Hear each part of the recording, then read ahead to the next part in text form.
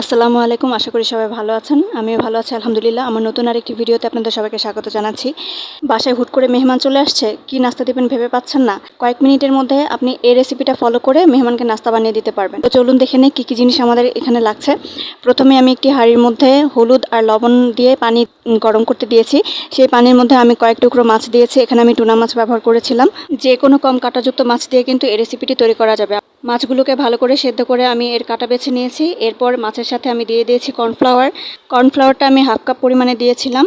এর সাথে আমি কিছু বেসিক মশলা অ্যাড করেছি। হলুদের গুঁড়া, মরিচের গুঁড়া, ধনিয়ার গুঁড়া, জিরার গুঁড়া আর গরম মশলার গুঁড়া সব কিছুই আমি হাফ চামচ পরিমাণে অ্যাড করেছি। স্বাদ মতো লবণ অ্যাড করেছি।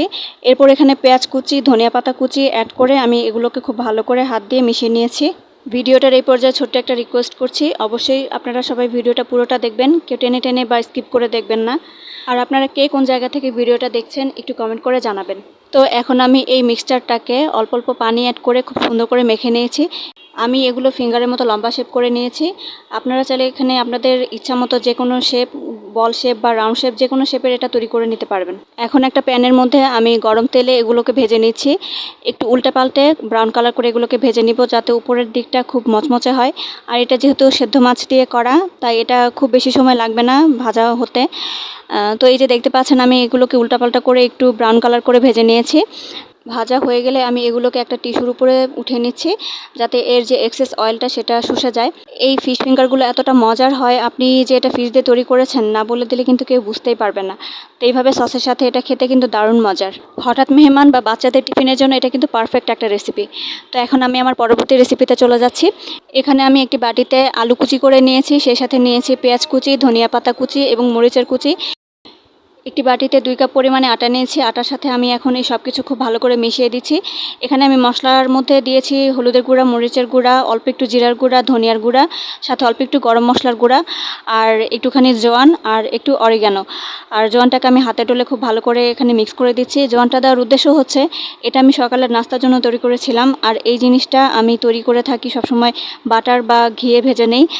আর সেদিন আমি এটাকে তেল দিয়ে ভেজেছিলাম। মাংসের উপর থেকে যে তেলটা ভেসে ওঠে সেই তেলটা দিয়ে ভেজেছিলাম, যার কারণে আমি এখানে জোয়ানটা অ্যাড করেছি, যাতে এখানে গ্যাসের কোনো প্রবলেম না হয়।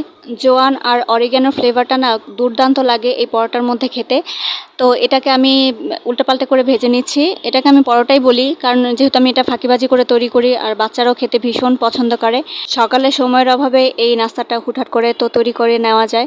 এখানে একটা টিপস দিয়ে দিই আপনাদের ঘরে যে কোনো ধরনের সবজি, বাড়তি কোনো সবজি যদি থাকে আপনারা এখানে অ্যাড করে দিতে পারেন এই ব্যাটারটার সাথে। সবজি দিয়েও এই রেসিপিটা ভীষণ মজার হয় খেতে। আর বাচ্চারা তো অনেক সময় সবজি খেতে চায় না, বাচ্চাদেরও এটা খাওয়া হয়ে যাবে। সবসময় আমি এটা বাটার বা ঘি দিয়ে ভেজে থাকি। সেদিনই প্রথম আমি মাংসের তেল দিয়ে ভেজেছি। বিশ্বাস করেন এটা খেতে এত মজার হয়েছিল, মানে আমি বলে বোঝাতে পারবো না। আপনারা যখন এটা তৈরি করে খাবেন আপনারা বুঝতে পারবেন যে এই ব্যাটারের সাথে একটুখানি চিনি অবশ্যই দিবেন, তাহলে এর স্বাদটা দ্বিগুণ পরিমাণে বেড়ে যাবে।